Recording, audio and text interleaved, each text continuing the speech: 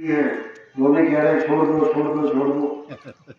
तो बड़ा अजीब लगता है कि ये भगवान से मिलाने हैं कि भगवान से छुड़वाने आए हैं। असल में हम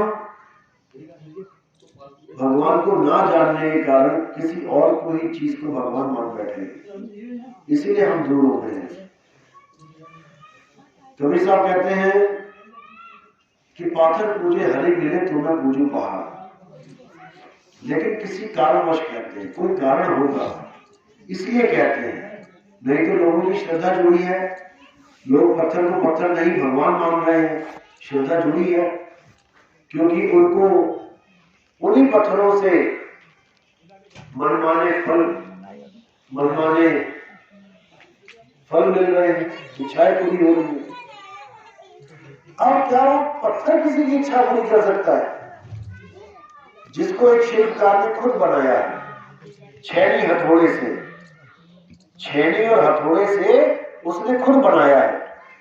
या फिर किसी सीमेंट वाले ने, देखो सड़क के किनारे कितनी दुकानें होती हैं जिसमें सीमेंट के भगवान बनाए जाते हैं। अभी दुर्गा जी का सीजन आ जाए, यानी दुर्गा जी का जो पूजा पाठ का सीजन आ जाए, नवरात्र, सड़कों में तुम्हें दुर्गा जी दिखाई देंगी। 100 मूर्तियां दुर्गा जी की खड़ी कर देंगे। वो कौन बना रहा है? आदमी बना रहा है।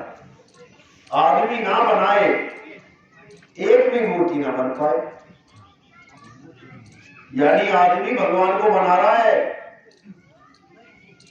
जबकि असल क्या है कि भगवान ने आदमी को बनाया।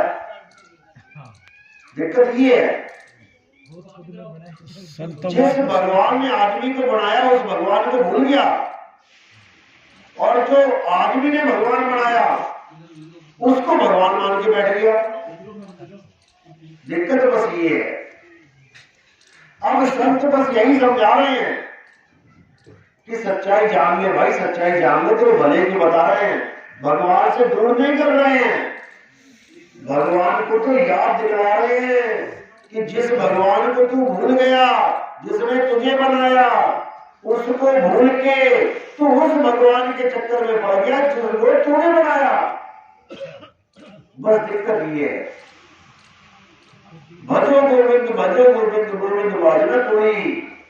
अब भजो गोविंद बोला, लेकिन तुम पत्थर को भजने लग गए। वो भी ये समझ के कि पत्थर में पंडित जी ने प्राण डाल दिए। पंडित जी का अपना जमाई मर जाए तो न डालता प्राण उसमें, अपना बेटा मर गया तो प्राण डाल के दिखाए।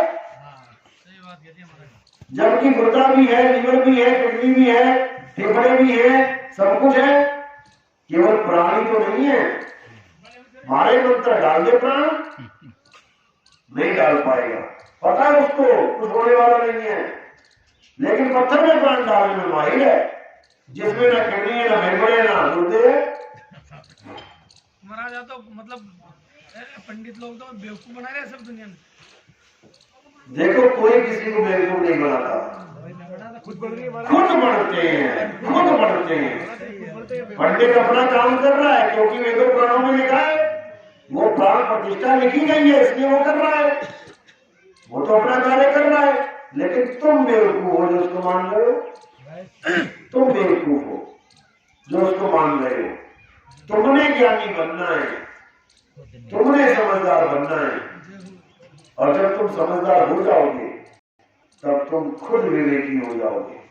तुम खुद समझ जाओगे कि कौन सा भगवान है जिसने मुझे बनाया है, इस काया को बनाया है, और कौन सा भगवान है जिसको मैंने बनाया है। दोनों में निवेड़ा कर दोगे, और असली वाले भगवान को प्राप्त कर दोगे, और नकली वाले का त्याग कर दोगे। बस इतना सा खेल है, इसको समझने में पूरा जीवन लग जाता है। ये संसार महात्मा जी, अभी आपके वचनों के अनुसार, जैसे आपने कहा पत्थर की मूर्ति के बारे में, तो ये हर जगह सुनता आ रहा हूं मैं भी कि मानव ने जो गढ़ी मूर्ति उसको पूजा करते लोग, कि मानव ने गढ़ी मूर्ति उसकी पूजा करते लोग, रची मूर्ति इस परमात्मा ने इसको कुचला करते लोग। क्या बात है। तो हमारे को तो संत महापुरुष जगाते हैं बिल्कुल। मगर हम उस अंधेरी नींद के अंदर सोए हुए हैं जो जाग नहीं पाते। बिल्कुल। तो इसका रहस्य इनको खोल के समझाओ तब इसका रहस्य ये है कि हमें इस ऐसे पत्थर रंग की में मूर्ति रंग को दिया गया पूजना है, बंद कर दे। ऐसे रंग में रंग दिया गया है डरा के कि आपको रंग छूट नहीं रहा। हमारे सत्संग सब समझते हैं, सब समझते हैं कि मैं क्या बोल रहा हूं, लेकिन डरते हैं कहीं बालाजी उल्टा ना कर दे रात में कि पता लगा गले मार रहा है लाके तो नितिन दास और नहीं बचाएगा। देवताओं से डरते हैं लोग कि हमारा कोई बुरा ना हो जाए, इसलिए वो उसी रंग में लगे रहते हैं, पुराने रंग में लगे रहते हैं। जबकि वो ये नहीं सोचते, ये नहीं समझते कि आगे बढ़ने से कभी कोई नाराज नहीं होता। तुम 10वीं में हो, 10वीं का टीचर, 10वीं का स्कूल, 10वीं की वर्दी, तुम पास करके 11वीं में चले जाओगे, तुम्हारा बाप खुश होगा कि दुखी होगा? खुश होगा, खुश होगा कि तुमने वो स्कूल ही बदल दिया, टीचर भी छोड़ दिए, लेकिन तुम आगे बढ़ गए। और अगर 10वीं से तुम्हारा डिमोशन करवा दे, टीचर कहे नहीं तो 10वीं के लायक नहीं, तुम 9वीं में जा तुम्हारा तो लट लेके बढ़ाएगा तुम्हें। तो देवी देवताओं को छोड़ के अगर आत्म ज्ञान में हम आते हैं तो ये ज्ञान इसके ऊपर का है, ये ज्ञान ऊपर का है। देवी देवताओं को छोड़ के हम भूतों की पूजा करने लग जाएं, प्रेतों को पूजने लग जाएं, तो ये ज्ञान उसका नीचे का है।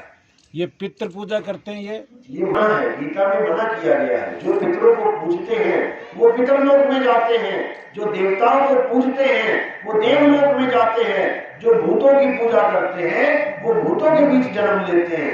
हे अर्जुन, ये तीनों ही अज्ञानी हैं, इन तीनों में से मुझे कोई प्राप्त नहीं कर सकता। बिल्कुल क्लियर है। 9वां अध्याय पढ़ो और 7वां पढ़ो, दोनों में मिल जाएगा तुम्हें, ये लिखा हुआ, लेकिन कोई समझने को तैयार नहीं है। नहीं पितृ बनते हैं तो वो कोई किसी का बाप है, तो वो बाप बेटे को दुखी करना चाहता है क्या? कोई दुखी नहीं करता, याद रखना। और किसी का बेटा दुखी नहीं किया, तुम जीते जी बाप को खाना ना दो तब भी वो तुम्हें गाली ना देगा। और किसी सोचेगा चल मेरा ही बेटा है, बेटा मेरे ही गर्म हो गया, ऐसे खराब दिल मार के पत्थर रख के दिल पे दिन गुजार लेगा। और तुम कहो एक दिन श्राद्ध ना किया मैंने, एक तो देते भी साल में एक बार हो, क्या तुम्हारा बाप साल में एक बार खाना खाता था? क्या तुम्हारे पिताजी, माताजी, दादाजी साल में एक बार खाना खाते थे? नहीं, खाना तो रोज 3 टाइम खाना पड़ता तो है। फिर अगर उनको खिलाना है पितरों को तो रोज 3 टाइम खिलाओ, 3 टाइम खिलाओ, तब तो माने कि भैया वो खुश है, नहीं तो सब गोलमाल है, कोई नहीं खाने वाला। पितरलोक में क्या भोजन की कमी है जो वो तुम्हारी एक थाली का भूखा है? ये सब फालतू का ड्रामा है, केवल धंधा है। जो मर गया है उसके नाम का भी पैसा कमाने के लिए धंधा है, जीते जी तो धंधा है ही है, जो मर गया उसके नाम का भी धंधा, हर साल धंधा। कैसे आएगा पैसा भाई? ऐसे ही आएगा। बच्चा पैदा होने से लेकर मरने तक और उसकी पीढ़ी चलने तक, जब तक उसकी पीढ़ी चल रही है, ये सारा धंधा चल रहा है उसका। बच्चा पैदा हुआ तो सबसे पहले इसकी जन्मपत्री बनवाओ, धंधा, फिर उसमें 2-4 दोष निकाल देगा, इसको पितर दोष है, कातरक दोष है, ये दोष है, वो दोष है, धंधा। नाम दान कराओ। केवल हिंदुओं का धंधा है ये, अंग्रेजों को कोई ना पितर दोष लगता कभी, उनको तो पता ही नहीं दोष होता क्या है, सारा हिंदुओं को ही लगता है। उसके बाद उसका नामकरण करवाओ, धंधा। उसके बाद उसको स्कूल में डालना है, ठीक है, डल गया, पढ़ाई में मन नहीं लगा, फिर पंडित जी के पास पहुंच गए, पंडित साहब लिखा क्या करें बेटा, ये करो, धंधा। बड़ा हो गया, शादी का योग, शादी का, फिर पंडित जी को बुलाओ, धंधा। फिर उसके आगे बच्चा हो गया, उसके फिर उसका धंधा करते, मर गए, फिर धंधा, मरने के बाद भी धंधा, उसके फिर 1 साल बाद धंधा, फिर 4 साल बाद धंधा, फिर हर साल पितर के नाम पे धंधा। ये परमात्मा के नाम पे धंधा ही चल रहा है।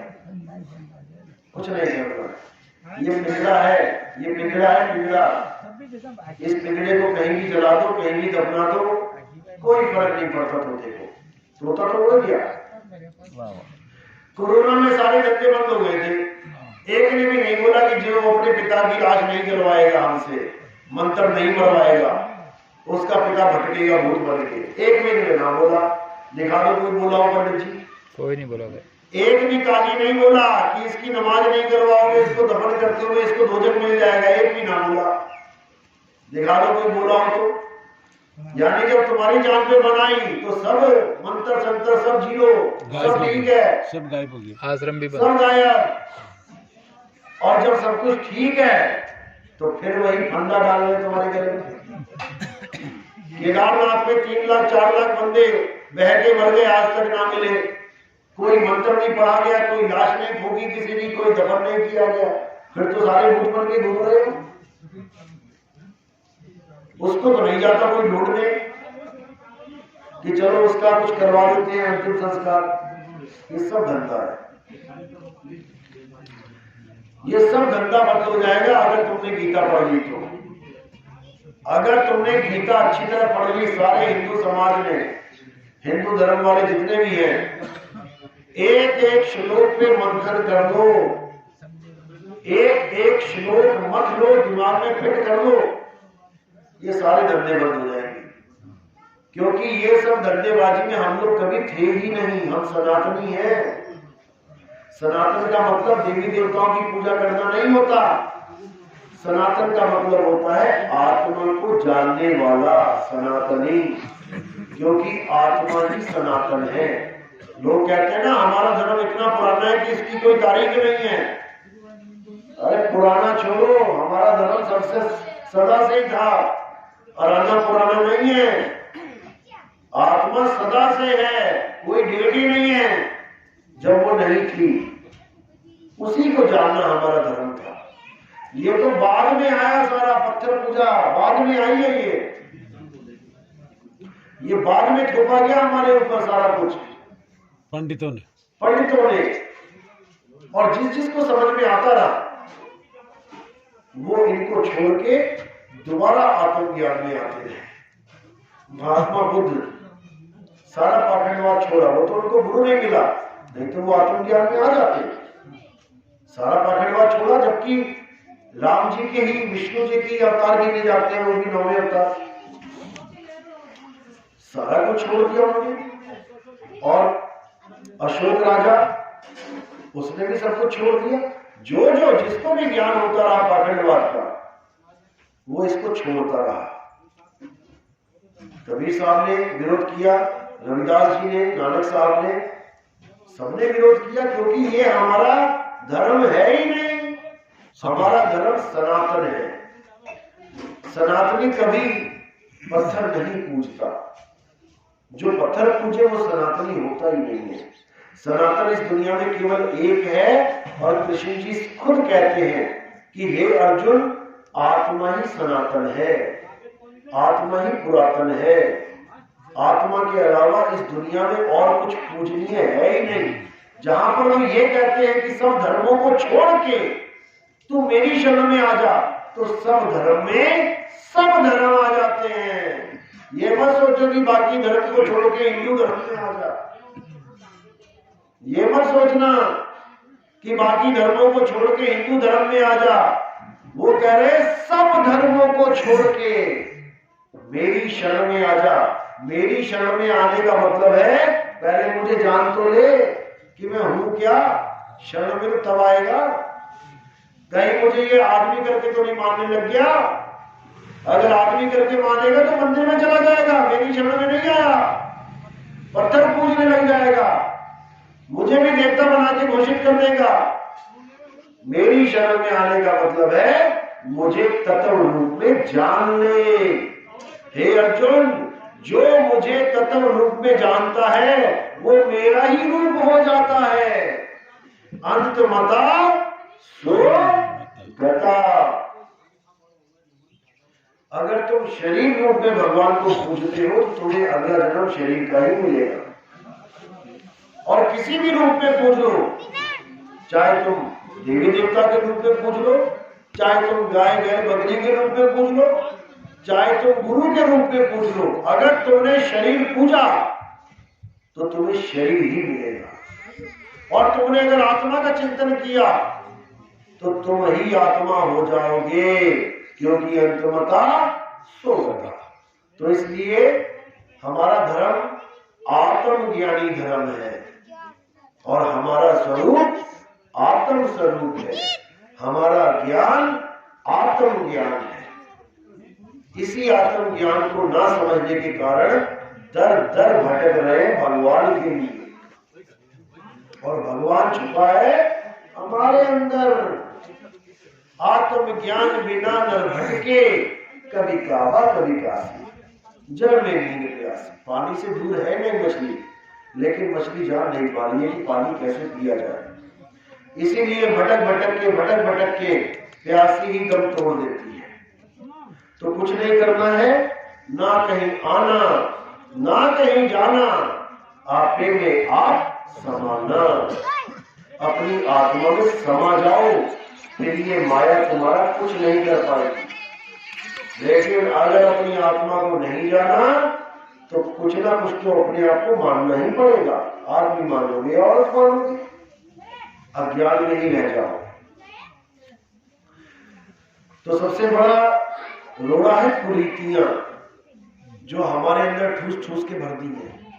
बकरे काटना अल्लाह के नाम पे, बकरे काटना काली माँ के नाम पे, लोगों को धर्म लग रहा है, जबकि ये पाप है।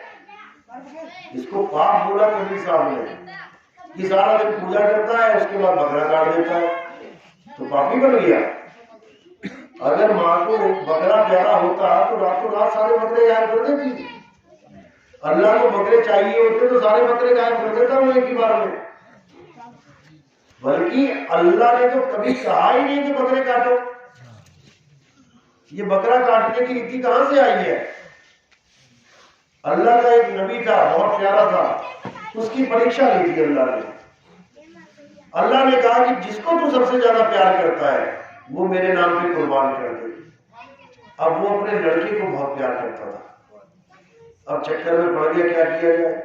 हालांकि उसने सोचा नहीं कि क्या किया जाए, उसने तो अपने लड़के को लिया और गर्दन काट दी चादर रख के। चादर इसने रखी कि मेरा बेटा है, बिना देखे काट दे। जब बेटा कट गया, गर्दन अलग हो गई, तब अल्लाह ने कहा कि भाई मैं तो तुझसे खुश हूं, तू इस परीक्षा में पास हो गया। और उस लड़के की जगह बकरा रख दिया अल्लाह ने, और उसका लड़का जीवित हो गया। यानी लड़का जीवित, उसकी जगह बकरा कटा हुआ वहां पे गिर गया। लेकिन उस बकरे को खाने के तो परमिशन थी नहीं, बकरे काटने तक की बात थी, खाने को क्यों कहा अल्लाह ने कि इस बकरे को खा भी जा। वो तो उसके बच्चे को जीवित कर दिया, बकरा मार दिया वहां पे, उसी की चीज है, कुछ भी करे। तुम्हें कब कहा अल्लाह ने कि तुम भी अपनी प्यारी चीज को काटो? और अगर तुम्हें सबसे प्यारा बकरा ही है, अगर तुम्हें सबसे प्यारा बकरा ही है तो तुम्हें क्या अपने बीवी बच्चे प्यारे नहीं है? मतलब सारे मुसलमानों में तो बकरा ही सबसे प्यारा है। ये हालत है, खुद तो बेवकूफ है और अल्लाह को भी बेवकूफ समझ रखा है इन लोगों ने। 2 महीने पहले बकरा लेते हो, वो सबसे प्यारा हो जाता है इनको। तो ये हालत है धर्म के नाम पे।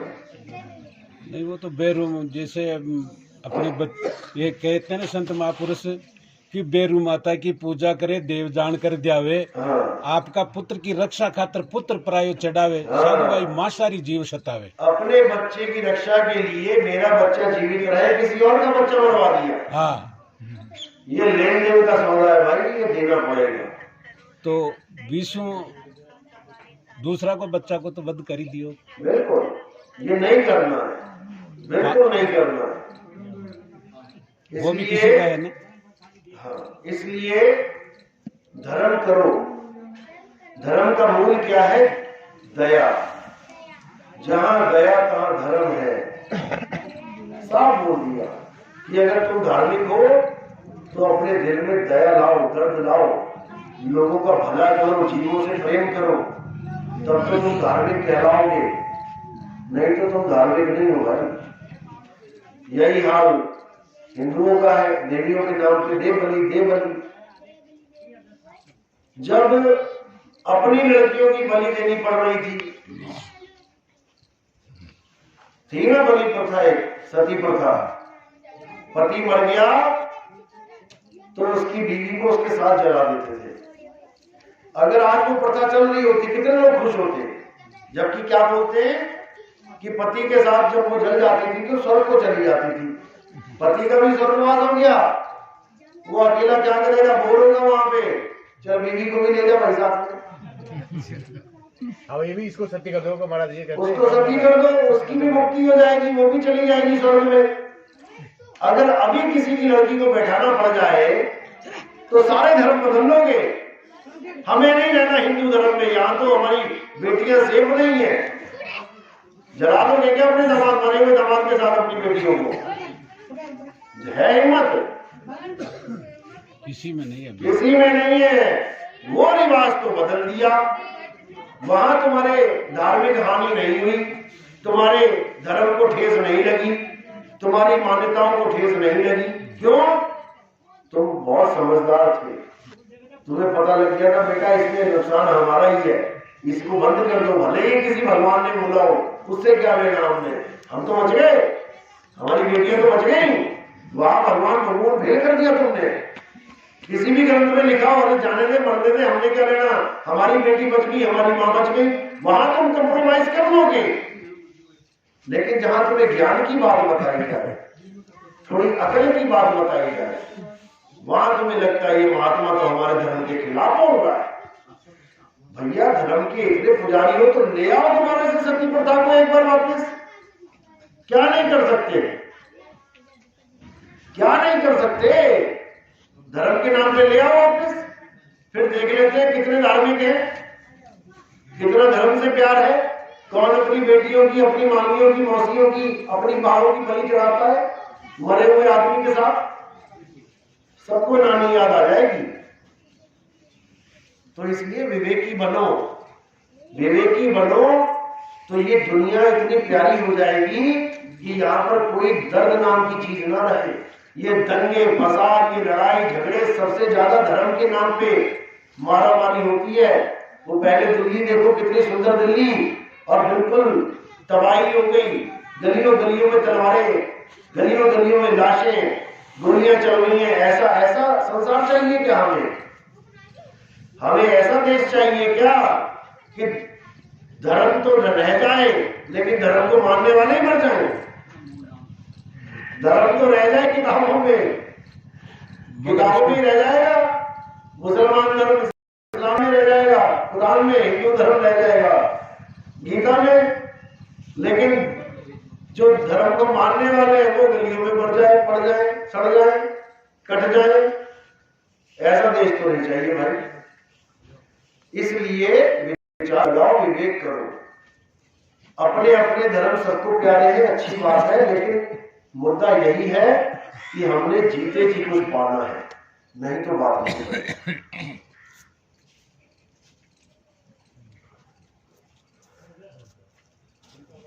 ये सब बता रखा है मैंने।